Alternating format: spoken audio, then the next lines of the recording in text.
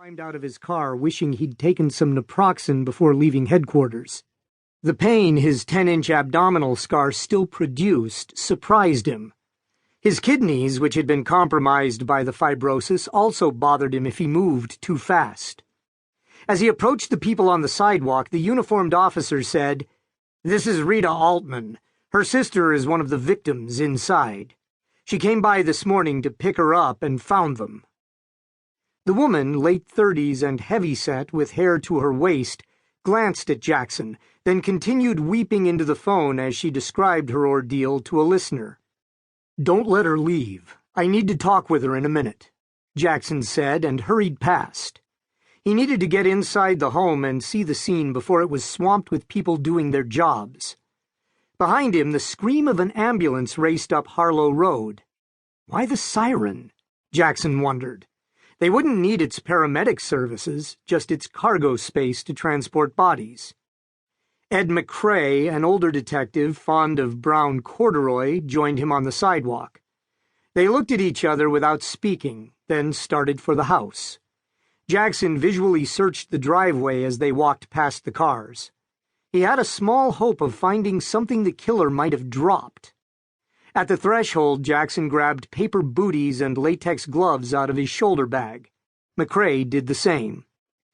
Jackson suspected that today he would need nearly everything the bag held: flashlight, crime scene tape, an assortment of pre-labeled paper bags and clear plastic bags, a box of latex gloves, tweezers, and 3 cameras: film, digital, and video.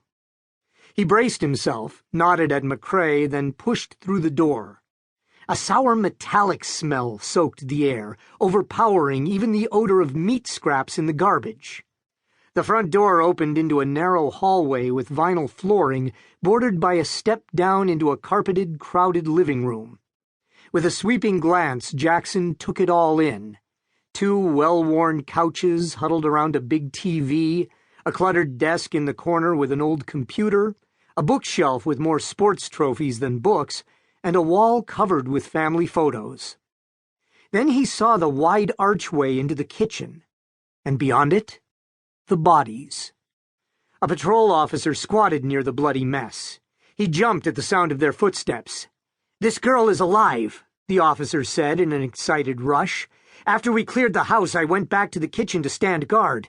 I was taking pictures and realized she was still breathing, so I called for an ambulance." A survivor. Thank God. Someone would be able to tell them what the hell had happened here. Jackson started toward the kitchen, then froze. He looked down at the floor and spotted bloody footprints leading away from the bodies toward the front door. Critical evidence, and they were walking on it. He turned to McCrae. "We need samples of the blood on these footprints right now." Jackson wondered about another way into the house, maybe through the garage. He let the idea go. The paramedics would charge through the front door no matter what he requested. Their objective was different from his. Jackson took 5 quick photos of the footprints while McCrae scraped and bagged some dried blood. They hurried over to the bodies. Jackson forced himself to shut out everything but the girl who was still breathing. She looked about 17, and her head rested on the stomach of another woman. Based on their matching reddish-blonde hair and freckles, he assumed the body underneath was her mother. Knowing the paramedics were a heartbeat away and would alter the crime scene when they carried the girl out, Jackson knelt and snapped another round of photos. He took one of her face, one of the congealed, bloody gash cut through the belly of her blood-soaked shirt, and one close-up of each hand to document the defense wounds.